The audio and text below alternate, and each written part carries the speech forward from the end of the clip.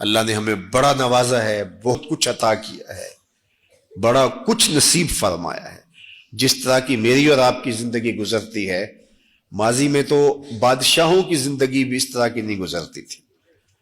وہ بھی گھوڑے کے اوپر سفر کرتے تھے، ہم تو گاڑیوں کے اوپر ٹھنڈے ماحول میں سفر کرتے ہیں۔ یہ پرانے بادشاہوں کے محلات میں نے دیکھے ہیں، مختلف ممالک کے اندر اچھے اچھے بنے ہوئے ہیں، لیکن اس سے اچھے گھر، آسودہ گھر آپ لوگوں کے بنے ہوئے ہیں۔ تو پھر اللہ نے کتنا عطا کیا ہے۔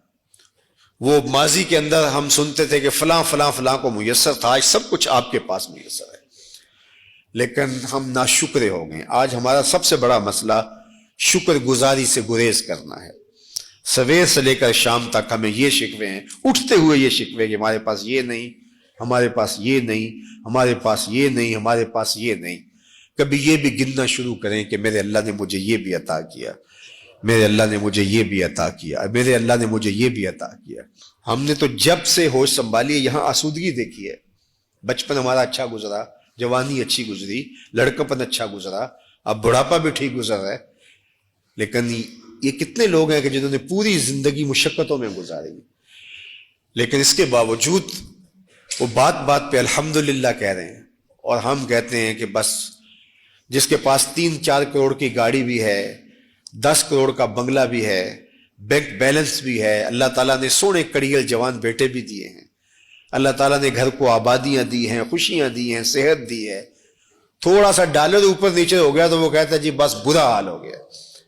اللہ کا شکر ادا کرنا سیکھیں، اس کی رضا کے دائرے میں رہیں، یہ نہ دیکھیں کہ کیا نہیں ہے، یہ دیکھیں کیا ہے۔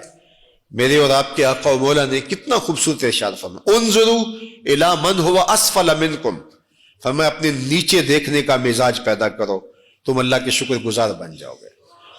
اوپر دیکھو گے تو ظاہر ہے 1-2 کنال کے بنگلے میں رہنے والا شخص جب 6 کنال کا بنگلہ دیکھے گا تو وہ اس کو تنگ تنگ محسوس کرے گا، یہاں مسائل ہیں، وہ کہتا ہے گاڑیاں صحیح پارک نہیں ہوتی، یہ مسئلہ ہے، یہ مسئلہ ہے، یہ مسئلہ ہے۔ لیکن وہ جو 3 مرلے کے کرائے کے گھر میں رہتے ہیں، اگر اس کو دیکھے گا تو اس کی آنکھوں سے تشکر کے آنسو ٹپکیں گے کہ میرے مالک تو نے مجھے کیا عطا کر رکھا ہے، کیا کیا نعمتیں تو نے مجھے عطا کی ہیں۔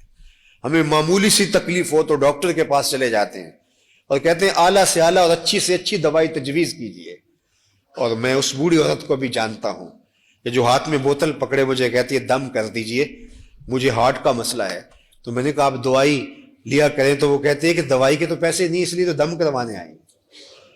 اللہ اکبر! تو اب دوائی کس کو ضرورت ہے، اور دوسری جانب عامل ہیں، وہ اس کا گاہک ہوتا ہے، وہ اس کا گاہک ہوتا ہے، وہ مجبور، وہ مفلوق الحال جو مجبور ہو کے آئی ہے، اس کو تو چاہیے تھا کہ اس کو دوائی لے کر کے دیتا، لیکن وہ کہتا ہے چلو مجھے ایک گاہک مل گیا، اس کو اشتہار بھی بناتا ہے۔ تو آج ذرا دیکھیے پھیلے ہوئے دنیا کے اوپر درد، ہم اللہ کا شکر ادا کریں کہ اللہ نے ہمیں جس حالت میں رکھا ہے۔ فرمایا انظروا الی من هو اسفل منکم، اپنے نیچے دیکھنے کا مزاج پیدا کرو، اپنی مٹی پہ ہی چلنے کا سلیقہ سیکھو، سنگ مرمر پہ چلو گے تو پھسل جاؤ گے، اوپر ہی دیکھنا ہے، نیچے دیکھنا ہی نہیں ہے۔ تو جب بات آئی دین کی تو اس وقت ہم اپنے نیچے دیکھتے ہیں، فلاں بخشا گیا تو ہم بھی بخشے جائیں گے، اچھا اگر وہ نہ بخشا گیا تو کیا کہانی ہے؟ ہمیں بتایا گیا ہے دین میں اپنے اوپر دیکھو، یار فلاں اتنے مرتبے، اتنے نوافل بھی اس کو نصیب ہیں، شراک بھی، تہجد بھی، فلاں فلاں بھی، بالکل وہ رزق حلال کماتا ہے، مشکوک پیسہ اپنے مال میں شامل نہیں ہونے دیتا، اس کی طرف دیکھو۔ وہاں ہم نیچے دیکھتے ہیں، دیکھو فلاں تو دن رات لوٹ رہا ہے، تو کوئی بات نہیں، ہم نے بھی 2 کما لیے تو کیا ہوا، اور جب بات دنیا کی آتی ہے اس وقت ہم اوپر دیکھتے ہیں، جبکہ ہمیں کہا گیا دنیا میں اپنے نیچے دیکھو، دین میں اپنے اوپر دیکھو، سوکھے ہو جاؤ۔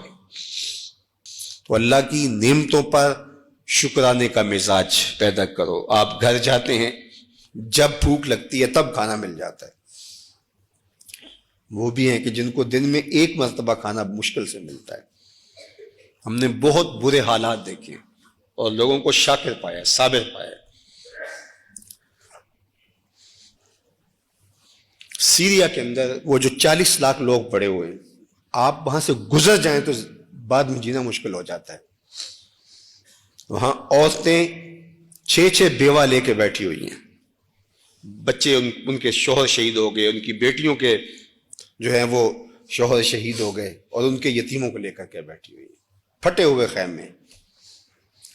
لیکن اس کے باوجود بھی ان کی زبان پہ ہم نے شکوہ نہیں دیکھا.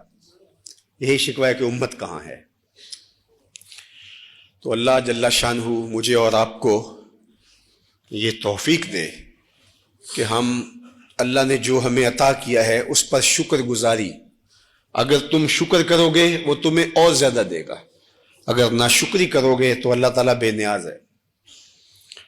یار کوئی آپ کو مشکل وقت کے اندر، اوکھے ویلے، سردی کے موسم میں تڑپتے ہوئے آپ کہیں سے آئیں، بے چین ہوں اور جسم ٹھٹر رہا ہو، تو گرم دودھ کی پیالی پلا دے، ساری زندگی اس کو نہیں بھولتے. اور میرے رب نے کتنی نعمتیں عطا کی ہیں، کبھی شکر ادا کیا اس کا اس انداز سے. یہ جو کووڈ کے دن آئے تھے تو آپ کو پتا ہوگا کہ یہ آکسیجن نہیں مل رہی تھی، جو مصنوعی آکسیجن بندے کو چاہیے ہوتی ہے وہ نہیں مل رہی تھی، اور اس کے لیے کتنے پیسے خرچنے پڑتے تھے.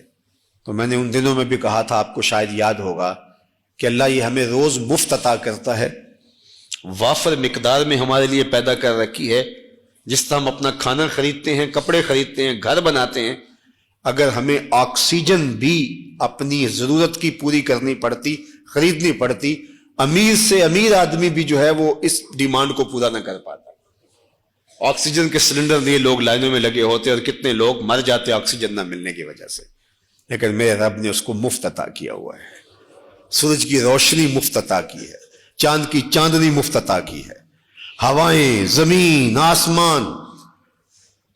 یہ اس لیے ہمیں احساس نہیں ہے کہ ان کی نہ لوڈ شیڈنگ ہوتی ہے اور نہ اللہ ان کا بل بھیجتا ہے، نہ اضافہ ہوتا ہے، نہ کچھ نہیں ہوتا. تم اور میں جتنے بھی نافرمان ہو جائیں، اس نے کبھی سورج کو نہیں روکا کہ ان کے گھر میں روشنی نہیں بھیجنی. لیکن یہ بات ذہن میں رکھو، وہ دنیا کے ساز و سامان اسے بھی دیتا ہے جس سے راضی ہے، اسے بھی دیتا ہے جس پہ راضی نہیں، لیکن دین اور دل کی دولت صرف اسے دیتا ہے جس پہ راضی ہوتا ہے. جس کو دل کی کائنات مل گئی اس کو بہت بڑا خزانہ ملا، اور جس کو یہ نصیب نہیں ہے، اس کا دل بنجر ہے، خالی ہے، کچھ بھی نہیں ہے اس کے دل کے اندر، اس سے بڑا محروم کوئی نہیں ہے.